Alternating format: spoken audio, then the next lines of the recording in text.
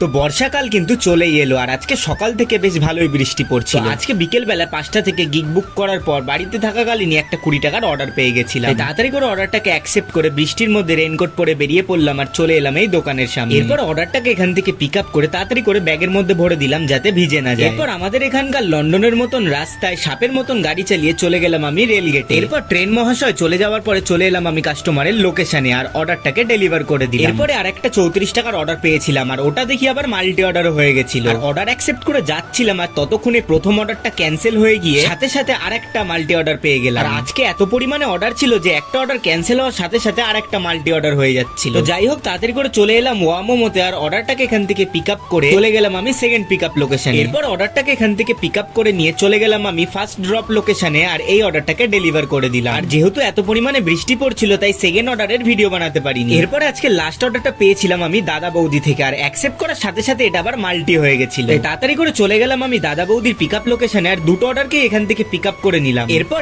এক এক করে সব কটা অর্ডারই ডেলিভার করে দিয়ে বেরিয়ে পড়লাম আমি বাড়ি যাবার উদ্দেশ্যে।